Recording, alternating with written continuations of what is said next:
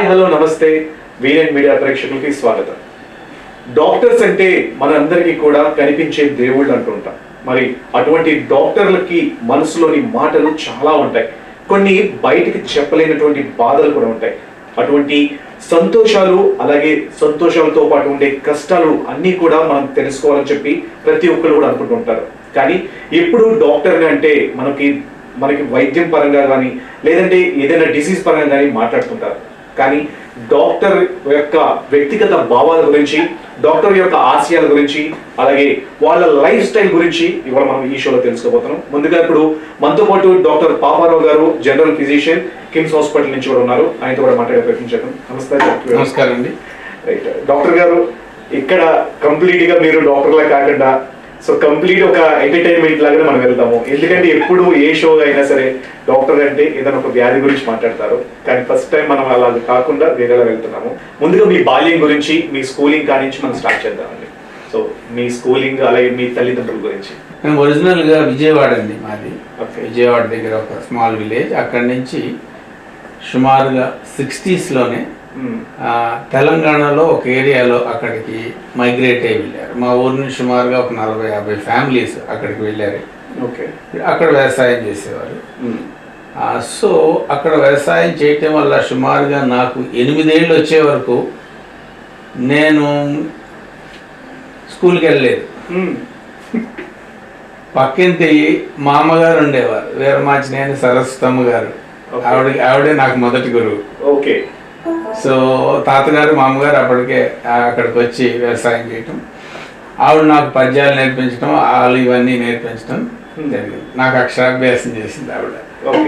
ఇట్లాగా రోజంతా ఆడుకోవటం, ఏదో పని చేసుకోవటం, అట్లాగా పొలం వెళ్ళి లేకపోతే పాలెళ్ళు ఏం చేస్తున్నారు ఎట్లా చూడటం. అట్లాగా 8 ఏళ్ళ వరకు నాడు చదివించాలన్న దృష్టి కూడా రాలేదు. సరే మొత్తానికి 8వ సంవత్సరంలో స్కూల్కి పంపాలి అంటే అప్పుడు విజయవాడ దగ్గర మా మామయ్య టీచర్, మా సొంత మేనమామ. సో ఆయన దగ్గరికి వెళ్తే ఆ ఫస్ట్, సెకండ్, థర్డ్ ఒకే ఇయర్లో 6 నెలల్లో చదివేశాను. తర్వాత 9th క్లాస్ 4th క్లాస్లో 9 years అప్పుడు 4th క్లాస్లో యాక్చువల్ స్కూలింగ్ స్టార్ట్ అయింది అది. ఓకే. సో మీరు అంటే 9 years అప్పుడు మీకు 4th క్లాస్ స్టార్ట్ చేశారు. Correct. So first, second, third ఒక 6 నెలల్లో. నాకు తెలిసి ఇప్పుడు ఎవరు 1 year క్లాస్ కంప్లీట్ చేయరు. సో అప్పుడు మీ లైఫ్ స్టైల్ అప్పుడే ఫస్ట్ టైం స్కూల్లోకి వెళ్ళారు కదా. సో స్కూల్లోకి వెళ్ళినప్పుడు రెగ్యులర్ గా స్కూల్స్కి వెళ్తుంటారు. అప్పుడు ఫ్రెండ్స్ కూడా చాలా తక్కువ ఉండాలి, ఎందుకంటే ఒక్కసారిగా 4th క్లాస్లో రావడం అంటే. సో అప్పుడు మీ ఫీలింగ్ ఎలా ఉంది? అప్పుడు అంటే నేను మాస్టర్లు అందరూ కూడా ఈయన మాస్టర్ అబ్బాయి అని కొంచెం కేర్ఫుల్గా చూసేవారు, స్పెషల్గా చూసేవారు ఎందుకో చిన్నప్పటి నుంచి నన్ను. అట్లాగే ప్రతి స్కూల్లోనూ ఆ 4వ తరగతి నుంచి మళ్ళీ 10th అయ్యే వరకు కూడా school English first, Telugu first, maths first, ఇట్లా అన్ని ఫస్ట్లే ఉండేవాడిని. సో ప్రామినెంట్గా వీడు బాగా చదువుతాడు అన్న ఫీలింగ్లో గుర్తింపు ఉండేది. అప్పట్లో చదివేవాడికి గుర్తింపు ఉండేది, ఇప్పుడు అలాంటివి లేవు. సో మీ నాన్నగారి గురించి, మీ అమ్మగారి గురించి, అలాగే మీ ఫ్యామిలీ గురించి. బేసిక్గా మా father is a communist. Okay. So కమ్యూనిస్ట్గా ఆయన ఇక్కడ ఉండి స్కూల్లో, విలేజ్లో వాడు పొలం వ్యవసాయం, సహకార వ్యవసాయం అని ఆయన స్టార్ట్ చేసి, అంటే సహకార వ్యవసాయం చేయటం అనేది అప్పుడు కమ్యూనిస్ట్ మూవ్మెంట్లో ఒక భాగం. 50s, లేట్ 50s, అట్లా ఎర్లీ 60s అప్పుడు. సో అట్లాగా ఆయనకి ఆ ఊళ్ళో పాలిటిక్స్లో ఉంటూ ఊరు ప్రెసిడెంట్ అయ్యి, సో చాలా ఆ రోజుల్లో చాలా నిఘా కూడా ఎక్కువ ఉండేది కమ్యూనిస్టుల మీద. ఆయన క్లోజ్ ఫ్రెండ్ ఒక ఆయన్ని పోలీసులు చంపేశారు. పెద్ద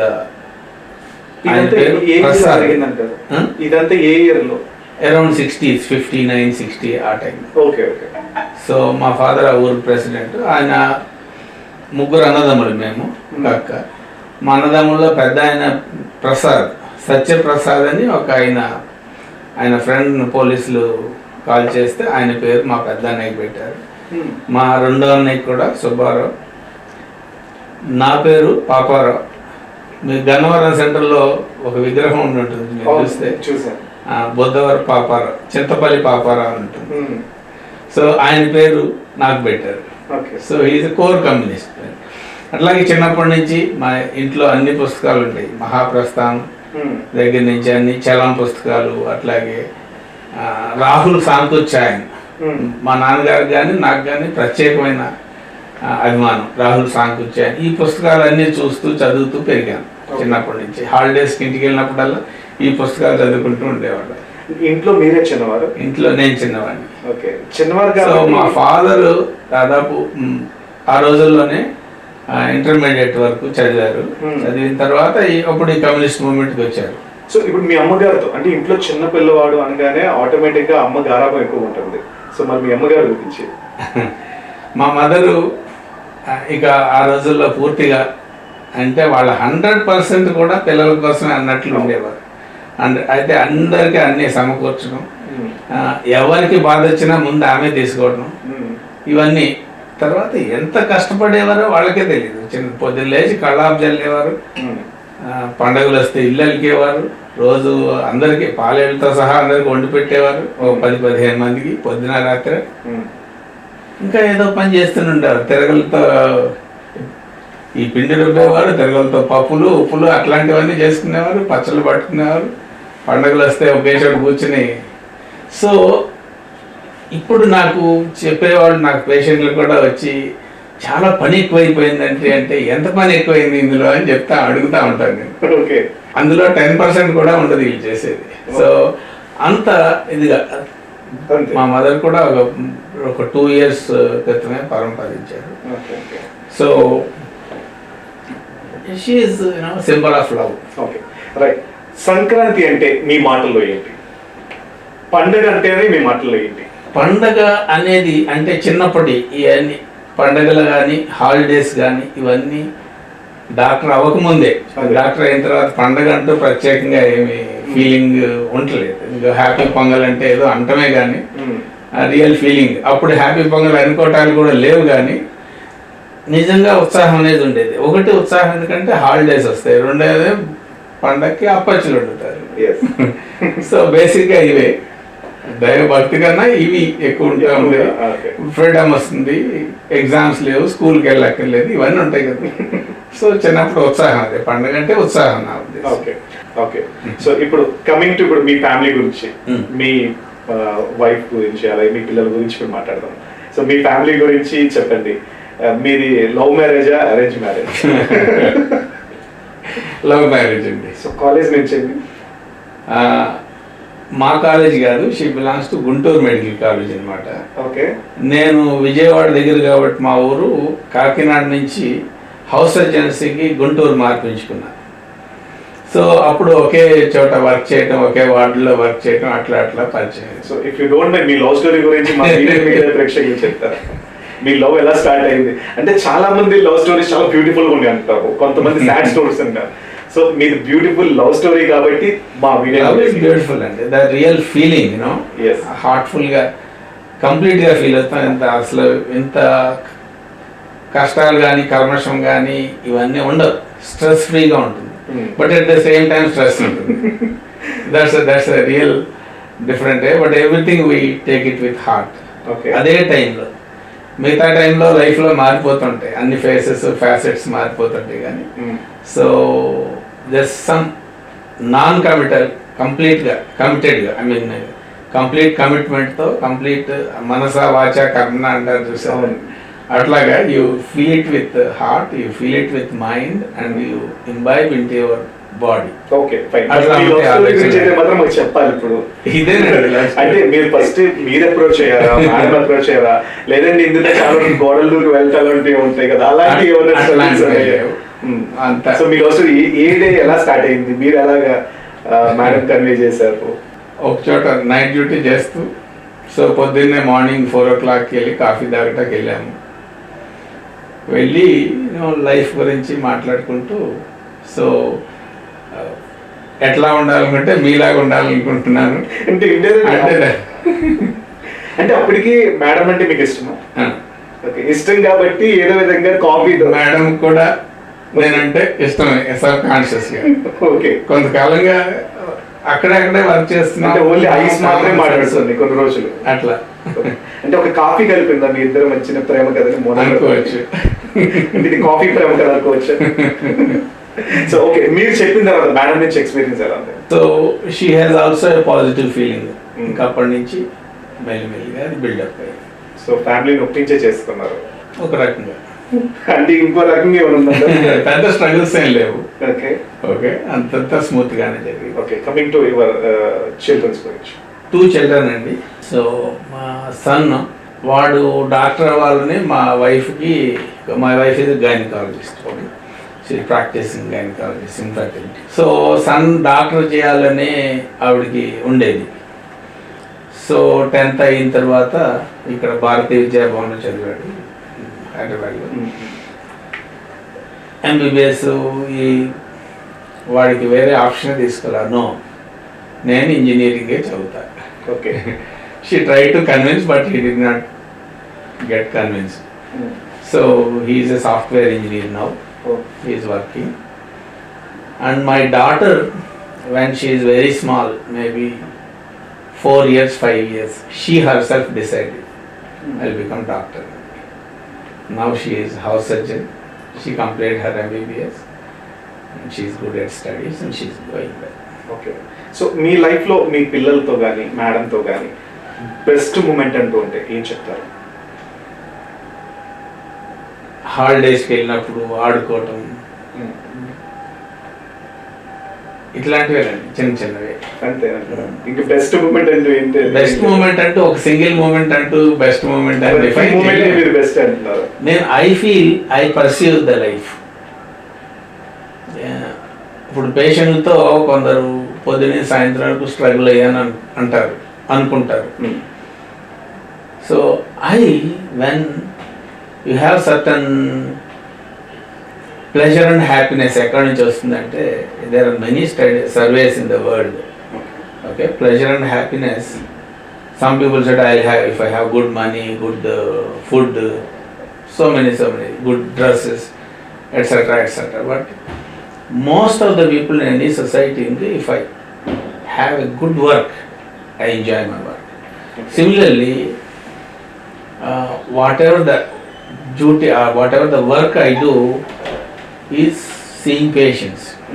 So I take joy and pleasure.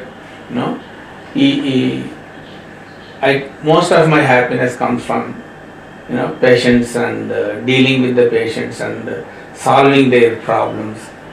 That itself gives me. So అదే పేషెంట్ని నేను చూసే పేషెంట్ని సగం టైంలోనే చూడవచ్చు, బట్ ఒక్కొక్క పేషెంట్కి ఎక్కువ టైం అవసరమైతే. So it is not only just sorting out the patients problem, or it's not only that to earn money, but I take happiness out of doing my job. Okay. So what has made me different is like my own attitude. Attitude makes all the everything in Yes. life. It's all, life is a mindset. It's not about buildings, cars, and it's not about. Yeah. So don't think everybody is happy who has. నేను ఎప్పుడు అనుకుంటుంటా, ఎందుకంటే ఇప్పుడు ఈ ఉన్న డబ్బుల కంటే రేటింపు డబ్బులు వచ్చినాయి. Is it going to change your life అని ఆలోచిస్తుంది. It's not going to change in anyway. Okay. Because unless you have a proper attitude అన్నవాడికి ఏమక్కర్లేదు. గుడిసెలో ఉన్నాడు కూడా హ్యాపీగా ఉండొచ్చు. I have seen with my own eyes. Collector వచ్చి నా ముందు ఒక collector as a patient he came, started crying, I'm not able to face this stress, lot of things, politicians, this. And his clerk has come, same collectors clerk said I'm very happy sir. ఆయన ఊరికే tension పడతాడు, we are very happy, మమ్మల్ని కూడా బాగా చూసుకుంటాడు, అది ఇది. So one collector is unhappy and clerk is happy. Where is the difference? It's in the minds, it's in the attitude. Coming to ఇప్పుడు మీ ప్రొఫెషన్ గురించి మాట్లాడదాం. ఎంబీబీఎస్ అంటే ఎప్పుడు మీరు స్టార్ట్ చేసిన స్ట్రగుల్స్ ఎలా ఉన్నాయి? అంటే ఈ ఎంబీబీఎస్ అంటే మీరు డాక్టర్ చదవడానికి ప్రధానంగా ఎవరు మీకు స్ఫూర్తినిచ్చారు? ఫస్ట్ నేను ఎప్పుడైతే చిన్నప్పుడు అసలు స్కూల్కి వెళ్ళకుండా తిరిగేటప్పుడే 5-6 ఏళ్ళ వయసులోనే మా అమ్మ నువ్వు డాక్టర్ అవ్వాలి అంది. ఓకే, చిన్నప్పుడు వీడు ఇంజనీర్ అవ్వాలి మా అన్నయ్య. ఓకే. నువ్వు డాక్టర్ అవ్వాలి, వీడు డాక్టర్ అవ్వాలి, వీడు ఇంజనీర్ అవ్వాలి, ఇట్లా అన్ని నాకు ఉంది అని చెప్పేది. తర్వాత నేను ఇంక చూసుకోవాలి, నాకు వేరే ఆప్షన్ అని కూడా నేను ఆలోచించలేదు. ఓకే. సో 10th అయిన తర్వాత ఇంటర్మీడియట్ బైపీసీ తీసుకోవడం, నెక్స్ట్ ఎంబీబీఎస్కి వెళ్ళడం. సో మిగతా స్కూలింగ్ కాలేజ్కి ఎంబీబీఎస్కి వచ్చేసరికి there is lot of difference in overall ఇన్ఫ్రాస్ట్రక్చర్లో కానీ మన పెరుగుతున్న వాతావరణంలో కానీ పూర్తి డిఫరెన్స్. సో అది కొంత అందులో ఏమంటాం, అది కొంత స్ట్రగుల్ అయ్యాం ఇనీషియల్గా. తర్వాత ఇక ఇది కామన్ అందరు స్టూడెంట్స్కి. అయితే ఒక స్కూలింగ్ నుంచి ఇంటర్మీడియట్ కాలేజీకి వెళ్ళడం వేరు, ఒక ప్రొఫెషనల్ కోర్స్కి వెళ్ళడం వేరు. సో కంప్లీట్గా డిఫరెన్స్ ఉండటం వల్ల ఇంకా అక్కడి నుంచి ఒకసారి ఎంబీబీఎస్ కోర్సులో పడిన తర్వాత ఇక అదొక యజ్ఞం లాగా, దాన్ని ఇక బయటపడి వేరే లైఫ్ ఉందని అనుకునే అవకాశం కూడా లేదు. ఓకే. సో అట్లా ఎంబీబీఎస్ అయ్యే వరకు ఏదో ఒకటి, ఎందుకంటే చాలా ఎగ్జామ్స్ ఉంటాయి, ప్రతి సబ్జెక్ట్కి బోల్డ్ పుస్తకాలు ఉంటాయి. ఒక 15 రోజులు హాలిడేస్ వస్తే ఒక 3 రోజులు ఇంటికి వెళ్ళి వచ్చి మళ్ళీ కూర్చొని చదువుకునేవాళ్ళు హాలిడేస్ అంతా. ఓకే. అంటే పరిస్థితి నార్మల్గా మీరు ఎక్కడ ఎంబీబీఎస్ అంటే డాక్టర్ ఎక్కడ కంప్లీట్ చేశారు? ఎంబీబీఎస్ కాకినాడ అండి, రంగరాయ మెడికల్ కాలేజ్. ఎండీ కూడా అక్కడే చేశారు. నార్మల్ డాక్టర్ చదవాలి అంటే డైలీ ఒక 18 గంటలు చదవాలి అని చెప్పి పిల్లలు, ఇప్పుడున్నటువంటి పిల్లల్లో తల్లిదండ్రులు నాటినటువంటి ఒక మొక్క, ఒక విత్తనం నాటిస్తారు అలాగా. సో నిజంగానే 18 గంటలు చదివితేనే డాక్టర్ అవుతారంటారా? అట్లా ఏం లేదండి, ప్రెజెన్స్ ఆఫ్ మైండ్ అంతే. Presence of mind, planning. చదవాల్సింది ఎక్కువ ఉంటుంది, అర్థం చేసుకోవాల్సింది ఎక్కువ ఉంటుంది. ప్రతి సబ్జెక్ట్ను అన్ని యాంగిల్స్లోను, హ్యూమన్ బాడీని అన్ని యాంగిల్స్లోను, మనం బయట కనిపించేది, లోపల జరిగేది, బోల్డ్ ఫిజియాలజీ, బోల్డ్ అది ఇవన్నీ కూడాను ఒక దశకు వచ్చిన తర్వాత, ఇప్పుడు మెడిసిన్స్ ఉన్నాయి, సర్జరీస్ ఉన్నాయి, వేరే రకరకాలు ఇవన్నీ, ఈ ప్రక్రియలన్నింటినీ డైనమిక్, ఏ రోజుకి ఆ రోజే ఒక రకంగా చెప్పాలంటే. సో ఒక దశకు వచ్చిన తర్వాత కంప్లీట్గా అప్డేట్, ఒక బేసిక్స్ వచ్చేస్తాయి మనకి, వచ్చిన తర్వాత అప్డేషన్ జరుగుతూ ఉంటుంది. This is a life long process, this is a dynamic process. So MBBS వరకు, తర్వాత ఎండీలో చేరడానికి పోస్ట్ గ్రాడ్యుయేషన్ చాలా స్ట్రగుల్ ఉండేది ఒకప్పుడు, ఇప్పుడు అంత సీట్లు బాగా ఎక్కువ ఉన్నాయి. సో ఇవన్నీ అయిన తర్వాత ఇంకా యాక్చువల్గా డాక్టర్ లైఫ్లో పడ్డాం అప్పటి నుంచి. ఓకే. సో మీరు జనరల్ ఫిజిషియన్ తీసుకోవడానికి ఎవరైనా ప్రధానంగా సూత్రధారులు ఎవరైనా ఉన్నారా? అట్లా అంటూ లేదండి, మనకి చాయిస్ ఉన్నట్లో ఇంట్రెస్ట్ అంటూ కూడా కాంప్రమైజ్ అయిపోతుంది పోస్ట్ గ్రాడ్యుయేట్ స్టడీస్ వచ్చేసరికి. ఓకే. ఓకే. సో మనకి ఏది వస్తుంది, ఏ సీట్ వస్తుంది, ఏ సీట్ రాదు, ఇవన్నీ ఉంటాయి చాలా.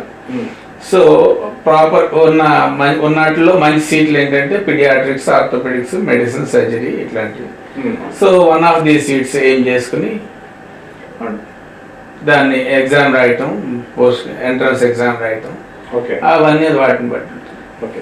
కమింగ్ టు మీరు, అంటే మీ యొక్క డాక్టర్ ప్రొఫెషన్లో ది బెస్ట్ డే అంటే ఏ డే గురించి చెప్తారు? మీరు డాక్టర్గా మీ కెరీర్ స్టార్ట్ చేసిన తర్వాత, ఇన్ సర్జరీస్లో కానివ్వండి, anything. Every day is best day అండి. స్టార్టింగ్ డే చాలా మందికి ఉంటుంది. సో అలాగా పలానా రోజు నాకు ఈ సర్జరీ చేసిన తర్వాత అంటూ ఒక డే ఉంటుంది కదా, ది బెస్ట్ మూమెంట్. ఒక పేషెంట్ నా కళ్ళ ముందే గుండె ఆగిపోయింది, లిటరల్గా ఆగిపోయినప్పుడు నేను డీసీ షాక్ ఇచ్చి 13 షాక్స్ ఇచ్చిన తర్వాత మళ్ళీ గుండె స్టార్ట్ అయిన తర్వాత వెంటనే వెంటిలేటర్ పెట్టి మేము అంబులెన్స్లో పెద్ద సెంటర్కి పంపినప్పుడు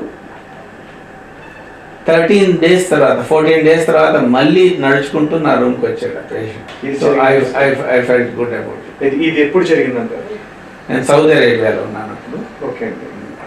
యాక్చువల్గా ఆ పేషెంట్ కంప్లైంట్ చేస్తూ వచ్చాడు నాకు, ఎందుకంటే ఇక్కడ ఎవరు నాకు షాక్స్ ఇచ్చింది, ఇక్కడ చర్మం అంతా కాలిపోయింది, దీనికి ఎవరు బాధ్యులు అంటాడు. అంటే సేవ్ చేసిన దాని గురించి కన్నా కంప్లైంట్ ఇవ్వడం వచ్చాడు.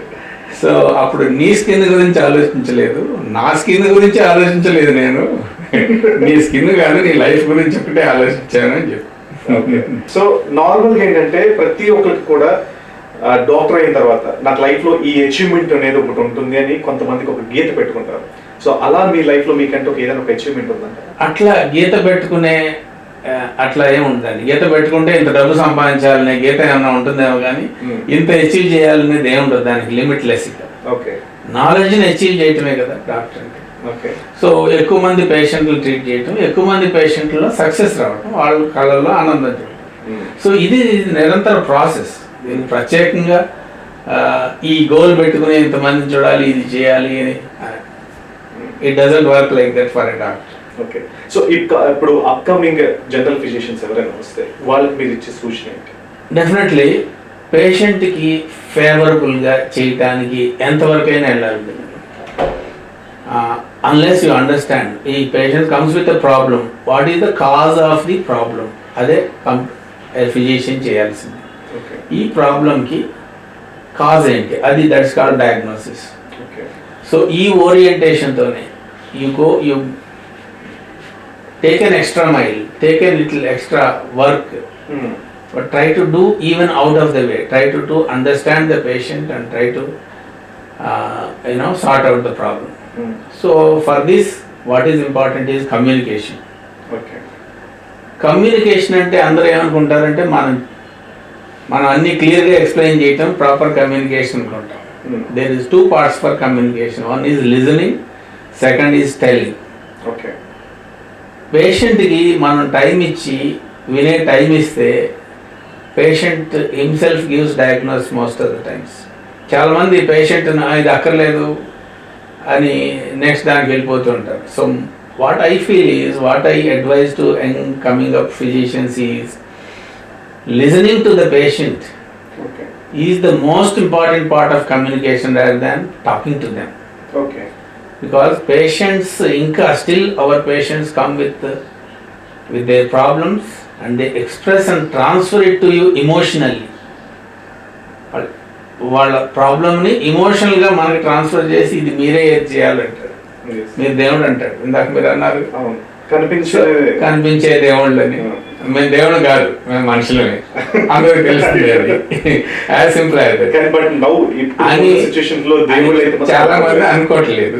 ఇప్పుడు ఒకప్పుడు అనుకునేవారు, కానీ రీసెంట్ గా ఉన్న సిచ్యువేషన్, పాండమిక్ సిచ్యువేషన్ లో మాత్రం అందరూ మాత్రం కనిపించే దేవుడు అంటే కన్వీనియంట్ గా అవసరాన్ని బట్టి అనుకోవచ్చు. ఓకే, అవసరం బట్టి ప్రజలందరూ మారుతూ ఉంటుంది. ఇప్పుడు అవసరం వచ్చింది కాబట్టి అనుకోవచ్చు.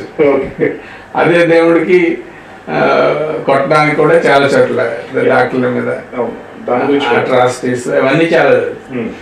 ఈ యంగ్స్టర్స్కి వచ్చే వాళ్ళకి నేను చెప్పే సలహా ఏంటంటే పేషెంట్ని పూర్తిగా చెప్పనివ్వండి, వినండి, ఏది చెప్పినా వినండి, అందులో ఎంతో కొంత మీనింగ్ ఉంటుంది. Try to understand the emotions of the patient, attitude of the patient. వీటన్ని ఈ also are very important in the part of treatment. Okay. So ఇప్పుడు అప్కమింగ్ ఫ్యూచర్లో ఈ యొక్క మెడికల్ ప్రొఫెషన్ గురించి ఇప్పుడు కమింగ్ వచ్చే వాళ్ళకి చెప్పాలంటే ఏం చెప్తారు? ఇప్పటి వరకు ఇంతకు ముందు వరకు పర్సనలైజ్డ్ ప్రాక్టీస్ నడుస్తుండేది. ఒక చోట ఒక ఊళ్ళో ఉంటే డాక్టర్కి పేషెంట్కి చాలా ఎక్కువ ర్యాపో ఉండేది, ఎక్కువ రిలేషన్ ఉండేది. డాక్టర్కి పేషెంట్ మీద పూర్తి అవగాహన ఉండేది. ఇది పెరుగుతున్న కొద్దీ తర్వాత ఇందులో చాలా డిఫరెన్స్ వచ్చాయి. కమర్షియలైజ్ అయిపోయింది ఎక్కువ. తర్వాత ఇది కార్పొరేటైజ్ అయిపోయింది. ఈ కార్పొరేట్ వ్యవస్థనే ప్రభుత్వాలే పెంచి పోషిస్తున్నాయి. దీన్ని చాలా దేశాల్లో గవర్నమెంట్ హాస్పిటల్స్ ఉన్నాయి. గవర్నమెంట్ హాస్పిటల్స్లో treatments as a part of priority అన్ని కంట్రీస్లో, చాలా కంట్రీస్లో ప్రపంచంలో. సో ఈ కార్పొరేటైజ్ అయినప్పుడు ఏంటంటే ప్రభుత్వ సంస్థలన్నింటినీ నీరుగార్చేటట్టు చేసి, అట్లాగే ప్రభుత్వ హాస్పిటల్స్ కానీ మనం ఈ బడ్జెట్లో ఖర్చు పెట్టే వేల లక్షల కోట్లలో ఎన్ని హాస్పిటల్స్ చాలా బ్రహ్మాండంగా డెవలప్ చేయొచ్చు. కానీ కావాలని ఈ వైద్య విధానంలో ఈ మార్పు వచ్చింది. సో కార్పొరేట్ సంస్థలు ఏం చేస్తాయి, హాస్పిటల్స్ ఏం చేస్తాయి అంటే ప్రమాణాలు గట్టిగా పాటిస్తాయి, ఎందుకంటే కాంపిటీషన్ ఎక్కువ ఉంటుంది.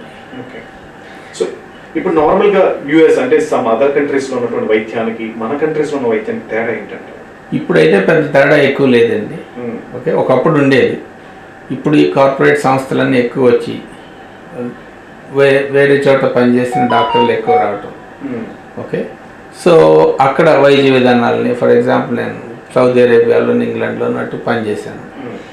ఇవన్నీ చూసిన తర్వాత అక్కడ ఉన్న కన్సల్టెంట్స్తో వర్క్ చేశాను. అలాగే వేరియస్ కంట్రీస్కి వెళ్ళినప్పుడు అక్కడ ఎట్లా జరుగుతుంది, ఈ వైద్యం ఎట్లా జరుగుతుంది, ఇక్కడికక్కడ తేడా ఏంటి, ఇవన్నీ చూసుకున్నప్పుడు ప్రపంచంలో పెద్ద ఏ హాస్పిటల్లో జరిగే మోరార్లెస్ సేమ్ అన్నీ కూడా ఇక్కడి కొండాపూర్లో ఉన్న ఈకెమ్స్ హాస్పిటల్లో ఇక్కడ జరుగుతుంది. సో మోరార్లెస్ వైద్యంలో మాత్రం పెద్దగా డిఫరెన్స్ లేదండి. అక్కడి నుంచి కూడా మా దగ్గరికి పేషెంట్లు వస్తారు ఇక్కడికి. సో అమెరికా నుంచి కూడా ఇక్కడికి వచ్చి ట్రీట్మెంట్ చేయించుకుని వెళ్ళటం అక్కడికంటే చాలా cheap. At the same time అక్కడ వెంటనే అపాయింట్మెంట్స్ దొరకవు. ఏదో సిస్టమ్టైజ్డ్ అపాయింట్మెంట్ ఉంటుంది. ఫస్ట్ జీపీ దగ్గరికి వెళ్ళాలి, then only to physician. Smoker అనుకో ఒక 3 months ఒక 6 months ఆపేసి అప్పుడు రా అంటాడు, కానీ నీకు ఏం ప్రాబ్లం ఉంది. So they have their own set of things. So ఇక్కడ ఏం జరుగుతుందంటే ఈ వైద్య వ్యవస్థ కూడాను ఒక డబ్బులున్న వాళ్ళకి ఎక్కువ, వెల్దీ పీపుల్ కోసం సపోర్ట్ చేసే విధంగా ఎక్కువ ఉంది. కామన్ డిసీజెస్, కామన్ పీపుల్ అన్న వాటిని చాలా నెక్స్ట్ స్థాయిలో ఉంది. ఒకే డిసీజు ఒక రిచ్ మ్యాన్కి, ఒక పూర్ మ్యాన్కి వచ్చి చిన్న చిన్న డిసీజెస్ లైక్ మలేరియా, లేకపోతే గ్యాస్ట్రోఎంటరైటిస్, సరైన నీరు లేక వచ్చే వ్యాధులు, సరైన ఆహారం లేక వచ్చే వ్యాధులు, ఇలాంటివి చాలా ఉన్నాయి. వాటి మీద ఫోకస్ లేదు. ఎందుకంటే ఈ social oriented upper classes, middle classes oriented systems ఉన్నప్పుడు వాటిపైన ఎక్కువ దృష్టి పెట్టడం జరుగుతూ ఉంటుంది. డాక్టర్ గారు, అయితే ప్రధానంగా చాలా మంది ఇవాళ ప్రభుత్వ వైద్యం గురించి, ప్రైవేట్ వైద్యం గురించి ఎక్కువగా మాట్లాడుకుంటుంటారు. ప్రభుత్వ వైద్యం అంటే ప్రతి ఒక్కరు వెళ్ళొచ్చు, ప్రైవేట్ వైద్యం అనేది అందరి ద్రాక్షలా ఉంది. ఎందుకు ఈ డిఫరెన్స్ అనేది ఇవాళ ప్రజల్లో కలగడానికి? వైద్య ప్రమాణాలు కార్పొరేట్ వ్యవస్థలో ఏంటంటే, మెయిన్గా కార్పొరేట్ వ్యవస్థ is basically it's a business. So business చేసేటప్పుడు ఎవరైనా ప్రమాణాలు చూపించాలి. ఇప్పుడు అమెరికాలో కూడా చాలా ప్రైవేట్ హాస్పిటల్స్ ఉంటాయి. వాళ్ళ యొక్క స్టాండర్డ్స్ చూపించుకోవడానికి కొన్ని ప్రమాణాలు ఉంటాయి. లైక్ చాలా చోట్ల వాళ్ళ అంబులెన్స్లు ఉంటాయి. డోర్ టు బెలూన్ అంటే ఎవరికైనా హార్ట్ అటాక్ వస్తే అంబులెన్స్ ఫోన్ చేసిన వెంటనే ఎంతసేపట్లో వాళ్ళు ఆ పేషెంట్ దగ్గరికి వెళ్ళి తీసుకొచ్చి హాస్పిటల్లో బెలూన్ వేసి దాన్ని ఆర్టరీని ఓపెన్ చేయడానికి డోర్ టు బెలూన్ టైంని అడ్వర్టైజ్ చేసుకుంటారు. సో మా డోర్ టు బెలూన్ టైం ఇంత అంటే మా ప్రమాణాలు ఇట్లా ఉన్నాయి అన్నట్లు. సో కార్పొరేట్ స్థాయిలో ఏంటంటే ఎంత మెషినరీ, ఎంత ఎక్విప్మెంట్ కంప్లీట్గా అల్టిమేట్ ఏదైతే అమెరికాలో కానీ పెద్ద కంట్రీస్లో కానీ పాసిబుల్ అట్లాంటి ప్రమాణాలు ఉన్న ఇవి జరుగుతూ ఉంటాయి. ఇక్కడ కూడాను కార్పొరేట్ సెక్టర్లో ఎక్కడైనా ట్రాన్స్ప్లాంటేషన్స్ కానీ, ఇప్పుడు ఇక్కడున్న ఈ 200 beds హాస్పిటల్లో మేము కిడ్నీ ట్రాన్స్ప్లాంట్ చేస్తాము, ఓపెన్ హార్ట్ సర్జరీస్, అలా అన్ని జరుగుతాను. సో ఇవన్నీ ఏంటంటే స్టాండర్డ్స్ ఉన్నప్పుడు ఆరోగ్యం అనేది ఎవరికైనా ప్రాణం అనేది అత్యంత విలువైంది. అంతకంటే విలువైంది ఇంకేం ఉండదేమో. సో ఆ ప్రాణం తీసుకొచ్చి చేతుల్లో పెట్టాలంటే వాళ్ళు ముందు ప్రమాణాలు చూస్తారు. రెండోదేమో డాక్టర్ యాటిట్యూడ్స్, ఫలానా డాక్టర్ దగ్గరికి వెళ్ళాలంటే ఈ డాక్టర్ యాటిట్యూడ్ ఎలా ఉంది, ఇవన్నీ ఇంపార్టెంట్, ఇవన్నీ చూసుకుంటారు. అందుకనే కార్పొరేట్ వైద్య సంస్థల్లో ఈ ప్రమాణాలన్నీ ఉంటాయి. ఒకటి ఎక్విప్మెంట్, మెడిసిన్స్ కానీ వాటి అందుబాటు కానీ, అట్లాగే డాక్టర్స్ కానీ పారామెడికల్ స్టాఫ్ కానీ వీళ్ళందరి బిహేవియర్ కానీ కమ్యూనికేషన్ కానీ ఇవన్నీ కొంతకాలంగా డెవలప్ అవుతూ వచ్చినాయి. వీటి వల్ల పెద్ద ప్రయోజనాలు ఉండదు గవర్నమెంట్ హాస్పిటల్ సెటప్లో. ప్రభుత్వ హాస్పిటల్లో ఏంటంటే విపరీతమైన పని ఒత్తిడి ఉంటుంది. ఇక్కడ నేను 25 నుంచి 30 పేషెంట్లు చూసే క్వాలిటీ ఆఫ్ వర్క్ 100 మంది పైనే 150 మందిని చూస్తుంటే గవర్నమెంట్ హాస్పిటల్లో ఇదే క్వాలిటీ ఎట్లా ఉంటుంది? సో వాళ్ళు పూర్తిగా కమ్యూనికేట్ చేయలేరు ఒక్కొక్కసారి. సో వీటన్నిటిని ప్లస్ మనకి ఇక్కడ కూడా ఒక దురభిప్రాయం ఉంది. గవర్నమెంట్ హాస్పిటల్స్కి వెళ్తుంటే అక్కడ సరిగా ట్రీట్మెంట్ ఉండదు అన్న భావంలోనే ఉంటారు ముందే. అసలు ఎప్పుడు వెళ్ళని వాళ్ళు కూడా సరిగా ఉండదు అన్న భావంలో ఉంటారు. సో వీటన్నిటి వల్లనూ ఈ వ్యత్యాసం జరుగుతుంది. అయితే ప్రభుత్వాలు కూడా వీటిని ప్రాథమిక హక్కు, యాక్చువల్గా మనకి ఆరోగ్యం అనేది ప్రభుత్వం కల్పించాలి, అందరికీ ఆరోగ్యం అన్నది. అయితే ఈ ప్రాథమిక హక్కు చివరికి ఏంటంటే నీ ఆరోగ్యం నీ చేతుల్లోనే ఉంది, అది నీ ఇష్టం అన్నట్లే చివరికి అయిపోయింది. ఇందులోకి వచ్చిన తర్వాత కంప్లీట్గా వాళ్ళ యొక్క ప్రాణాన్ని తీసుకొచ్చి ఎవరి చేతిలో పెట్టాలంటే ఆటోమేటిక్గా ఎక్కడైతే ప్రమాణాలు ఎక్కువ ఉన్నాయో మెయింటెనెన్స్, దీనివల్లే కార్పొరేట్స్కిను ప్రభుత్వ హాస్పిటల్స్కి ఉన్న డిఫరెన్స్. Okay right. అయితే ఇప్పుడు పాండమిక్ సిచ్యువేషన్లో కరోనా వచ్చిన తర్వాత ప్రతి ఒక్కళ్ళు కూడా డాక్టర్ అంటే చేతులెత్తి దండం పెట్టేంత రోజులు వచ్చింది. కానీ ఒకనొక టైంలో అదే డాక్టర్ని చేతులు ఎత్తినటువంటి ఈ ప్రజలు ఇవాళ చేతులెత్తి దండం పెడుతున్నారు. సో ఈ సిచ్యువేషన్ గురించి చెప్పండి, ఏం చెప్తారు? డాక్టర్కి వ్యతిరేకంగా చేసేది తప్పే ఇప్పుడు డాక్టరే దేవుడు అని దండాలు పెట్టేది కూడా ఇది వ్యవస్థలో ఉన్న లోపాలండి. అప్పుడు అవసరం లేదు, ఇప్పుడు ఈ అవసరం లేదు. డాక్టర్స్గా ఇది మా వృత్తి ధర్మం, మేము చేయాల్సిన పనే అది. మాకు ఎకనమిక్ యాక్టివిటీ అయినా పేషెంట్ని ట్రీట్ చేయటమే. సరైన ప్రమాణాలతో సరైన రక్షణ తీసుకుని ఇది ఈ టైంలో చేసాం. అయితే ఈ టైంలో డాక్టర్ల యొక్క అవసరం విపరీతంగా పెరిగింది. దానివల్ల ఎవరైతే కరోనాని ట్రీట్ చేసే హాస్పిటల్స్లోనూ డాక్టర్లోనూ ఎప్పుడైతే కరోనా విపరీతంగా ప్రబలి ప్రాణభయం వచ్చిందో అప్పుడు డాక్టర్లే దేవుళ్ళు అనే గుర్తింపుతో అంతేగాని మీడియా కానీ ప్రతి ఒక్కరు కూడా డాక్టర్లు అంటే మెడికల్ పరంగా ఉన్నటువంటి డాక్టర్లని ఫ్రంట్ లైన్ వారియర్స్ గుర్తించడం, వాళ్ళ మీద పూల వర్షాలు కురిపించడం ఇవన్నీ చేస్తాయి. బట్ బిఫోర్ దట్ కూడా డాక్టర్స్ అందరూ కూడా అదే విధంగా కష్టపడ్డారు, అంతే విధంగా చాలా మందిని కాపాడారు. హార్ట్ సర్జరీలు చేశారు, ఓపెన్ హార్ట్ సర్జరీలు చేశారు, హార్ట్ ట్రాన్స్ప్లాంటేషన్ చేశారు. రీసెంట్ గా కూడా మనం చూసాం, ఇక్కడ హైదరాబాద్ లో జరిగింది హార్ట్ ట్రాన్స్ప్లాంటేషన్. ఇన్ని జరిగినప్పుడు కరోనా వచ్చినప్పుడు మాత్రమే డాక్టర్లు గుర్తుకొచ్చారా ప్రజలకు? అది అంటే ఇది మానవ స్వభావం అండి. అంతే, కన్వీనియన్స్ ఎక్కడైతే అవసరం ఉందో ఆ అవసరం మీద ఫోకస్ చేస్తుంటారు. అదే డాక్టర్ని ఎక్కడన్నా ఏదన్నా పేషెంట్కి బ్లడ్ కావాలి, బ్లీడింగ్ ఎక్కువైపోతుంది, బ్లడ్ కావాలంటే ఒకళ్ళు కూడా రారు, ఎవరు లేరండి మీరే ఎక్కడన్నా తెచ్చామండి అంటే. ఒకవేళ ఏదన్నా చిన్న పొరపాటు ఏదైనా జరిగిందని వాళ్ళకి తెలిస్తే 100-200 మంది వచ్చేస్తారు సడన్గా. సో ఈ పేషెంట్ కన్వీనియన్స్ అంతే. ఒక పెద్ద డాక్టర్గా గుర్తించారు, లేకపోతే మంచి డాక్టర్ అంటారు, లేకపోతే సరిగా చేశాడని చేయలేదని వాళ్ళ స్థాయిలో వాళ్ళు నిర్ణయించుకోవటం ఇవన్నీ కరెక్ట్ కాదండి యాక్చువల్గా. సో అప్పుడు అదే డాక్టర్లు, ఇప్పుడు అదే డాక్టర్లు. ఈ మధ్య కొందరు సూడో డాక్టర్స్ కూడా వచ్చేసి నేను మీరు మెంతులు తినండి, డాక్టర్ చెప్పేది ఏమి అక్కర్లేదు, ఇట్లాంటి వాళ్ళు కూడా చాలామంది వచ్చారు. ఆనందయ్య గారి మందు ఒకటి వచ్చింది. ఇట్లాగా అందరూ డాక్టర్లు. అంటే వైద్యాన్ని మన ఆలోచనతోనే చూసి ఇట్లాగే ఉంటుంది అని అనుకోవటం అది ప్రిమెచ్యూరిటీ.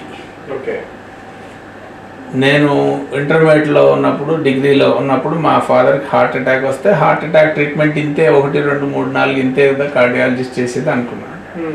తర్వాత యాక్చువల్గా చదివేటప్పుడు, యాక్చువల్గా చేసేటప్పుడు పేషెంట్ ఎవరేషన్ యాక్చువల్ ట్రీట్మెంట్ ఏంటన్నది స్లోగా తెలుస్తుంది. సో పైనుంచి చూసే వాళ్ళకి ఈ 4 కదా అన్నట్లుంటుంది, అది వైద్యం అవదండి. సో అట్లాగే బయట నుంచి మాట్లాడేవాళ్ళు అటు మాట్లాడతారు, ఇటు మాట్లాడతారు, బట్ ఇన్సైడ్ స్టోరీస్ ఎప్పుడు డాక్టర్ తీసుకునే రెస్పాన్సిబిలిటీ, వ్యక్తిగతంగా తీసుకునే రెస్పాన్సిబిలిటీ, ఆ పేషెంట్ని ఎలా బయటికి తీసుకురావాలి ఆ సిచ్యువేషన్లో అనే దానికి దానికి బ్యాక్గ్రౌండ్ నాలెడ్జ్ ఉంటుంది, ఎక్స్పీరియన్స్ ఉంటుంది. ఇవన్నీ తోడై వస్తే కానీ ఏదో 4 రోజులు 4 పుస్తకాలు చదివినంత మాత్రాన్ని డాక్టర్లు అయిపోవడం కూడా అది ఆశ్చర్యకరం. అట్లాంటి వాళ్ళని కూడా చాలా ప్రచారం కల్పించారు కూడా. సో అంటే ఇప్పుడు ఒక సినిమాలో ఉన్నటువంటి ఒక హీరోకి అభిమానులు చాలా మంది ఉంటారు అతను ఇచ్చే ఎంటర్టైన్మెంట్కి, కానీ ఒక డాక్టర్ ఒక అభిమానికి ప్రాణదానం చేస్తూ ఉంటారు, ప్రాణాలను కాపాడుతుంటారు. అటువంటి డాక్టర్కి అభిమానులు ఉన్నారంటారు? అభిమానులు ఖచ్చితంగా ఉంటారు. అంటే పాపారావు గారికి ఎంతమంది అభిమానులు ఉన్నారంటారు? ఉంటారు, చాలా మంది ఉంటారు. అంటే ఒక 15 సంవత్సరాలు, ఒక 25 సంవత్సరాల క్రితం నేను రాసిన ప్రిస్క్రిప్షన్ తీసుకొచ్చి మీరు అప్పుడు ఈ మందులు రాశారండి అని అప్పటి నుంచి నా ప్రిస్క్రిప్షన్ ఫాలో అయ్యేవాళ్ళు. అట్లాగే ఇప్పుడు ఒక 10 ఏళ్ల క్రితం ఎప్పుడో యశోద హాస్పిటల్లో పనిచేసేటప్పుడు అక్కడ వాళ్ళంతా వెతుక్కుంటూ వచ్చి ఎవరి ద్వారా తెలుసుకుంది, మేము తెలుసుకోలేకపోయామండి, చివరికి వెళ్తుంటే ఇప్పుడు తెలిసిందని ఎప్పటి నుంచో. అట్లాగే ప్రతి డాక్టర్కి ఉంటారు.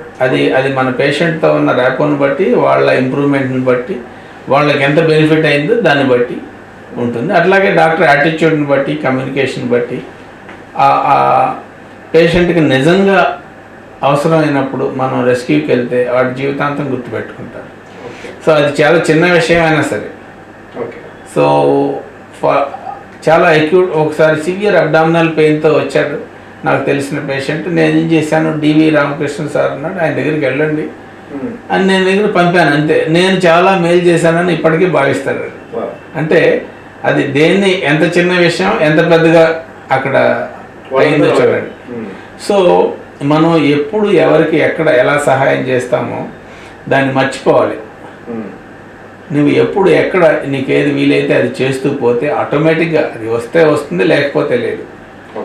కానీ అభిమానం అనేది కరెక్ట్ ఏ టైంలో వాళ్ళకి మనం సూచిస్తే ఆ టైంకి ఆ అభిమానం మాత్రం వాళ్ళకి జీవితాంతం ఉండిపోతుంది వాళ్ళ మనసులో. సో ఇవి కంపైల్ అవుతూ ఉంటాయి. మాకేంటంటే ఒక హీరో ఒక సినిమా 2 సినిమాలు ఫ్లాప్ అయిపోతే అభిమానులు తగ్గిపోతారు. మాకు అట్లా ఉండదు, లైఫ్ లాంగ్ అభిమానులుగానే ఉంటారు. సో కమింగ్ టు డాక్టర్ గారు, ఇప్పుడు ర్యాపిడ్ ఫైర్ కింద మిమ్మల్ని చాలా ఫాస్ట్ క్వశ్చన్స్ అడుగుతాను. దానికి సంబంధించి మీరు చాలా ఇన్నోవేటివ్ గా చెప్పండి. రైట్, ఫస్ట్ క్వశ్చన్ అడుగుతాను, మీకు బాగా ఇష్టమైన హీరో? కమల్ హాసన్ అండి. ఓకే, అప్పటి నుంచి చాలా వైవిధ్య నటుడు, కమల్ హాసన్ గారు చాలా వైవిధ్య నటుడు. అంటే మేము కరెక్ట్గా కాలేజెస్లో ఉన్నప్పుడు, యాక్చువల్ యూత్లో ఉన్నప్పుడు Kamal Haasan is the majestic hero. Okay, మీకు బాగా ఇష్టమైన హీరోయిన్? శ్రీదేవి. ఓకే, మీకు బాగా ఇష్టమైన director right now in Tollywood? Rajamouli. Okay, మీకు బాగా ఇష్టమైనటువంటి సినిమా?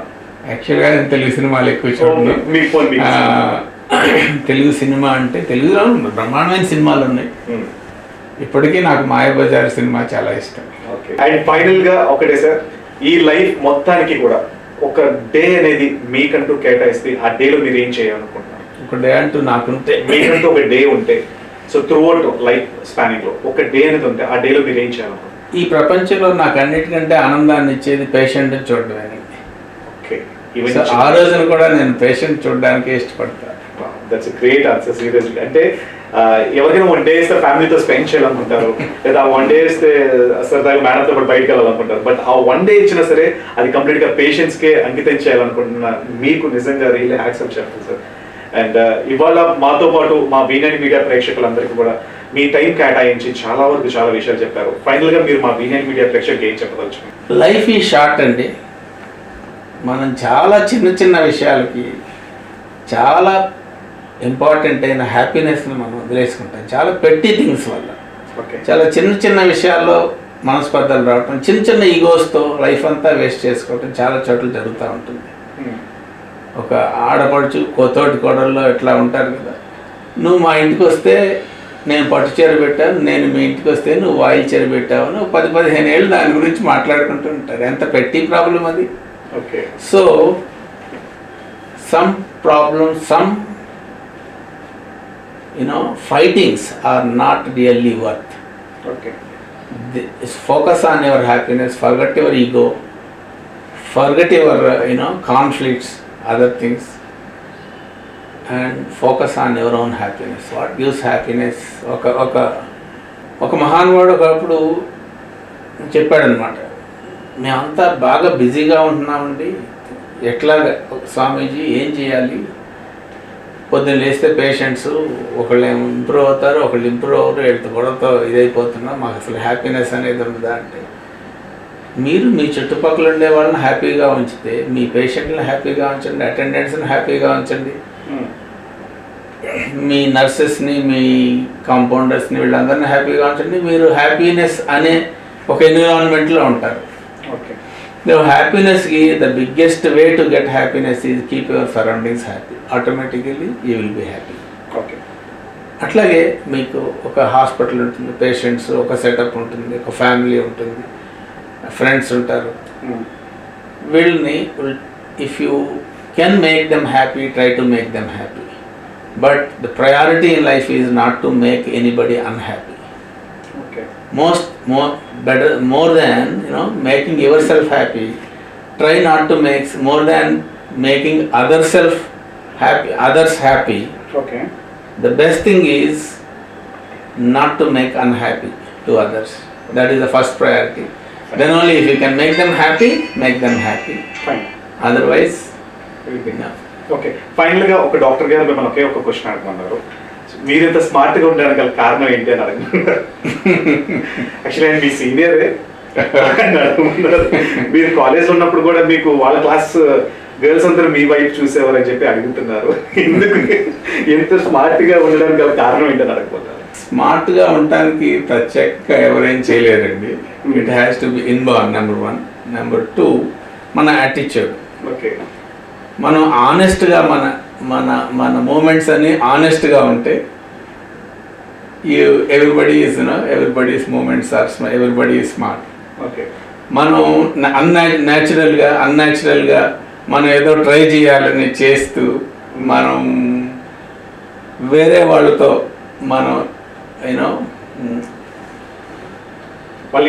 వాళ్ళు ఇమిటేట్ చేయడానికి ప్రయత్నం చేసినప్పుడు వాళ్ళ యాటిట్యూడ్స్, ఈ నడక బాగుంది ఇది మనం చేద్దాం, లేకపోతే ఈ నవ్వు బాగుంది ఇది మనం చేద్దామని ట్రై చేసినప్పుడు ఇట్ విల్ బికమ్ అన్యాచురల్. అందుకని జస్ట్ బీ యువర్ సెల్ఫ్. అందుకే మీ సీనియర్స్ ఎక్కువ మంది అమ్మాయిలు, యాక్చువల్లీ ఇది మేడం గారికి తెలియదు అనుకుంటా, బట్ మీ సీనియర్స్ ఎక్కువ మంది అమ్మాయిలు మీకు బాగా ఫాలోవర్స్ అని చెప్పి కూడా మాకు ఇన్ఫర్మేషన్ తెలుస్తుంది. బట్ ఇది మేడం గారికి అయితే 100% తెలియజేస్తామంటే మీ సీనియర్స్ మేడం బట్టి. But anyways thank you so much doctor గారు, చాలా చక్కగా మా వీనాని మీడియా ప్రేక్షకులకి అంటే డాక్టర్ కాదు, డాక్టర్ కంటే ఒక పర్సనల్ లైఫ్ ఉంటుందని చెప్పి చాలా చక్కగా చెప్పారు. Thank you so much. Right, ఇది ఇవాళ డాక్టర్ పాపారావు గారి మనసులో మాట. మరి రేపొద్దున్న ఇంకొక డాక్టర్ గారి యొక్క మనసులో మాట గురించి తెలుసుకుందాం. అంతవరకు చూస్తున్నానండి వీనాని మీడియా.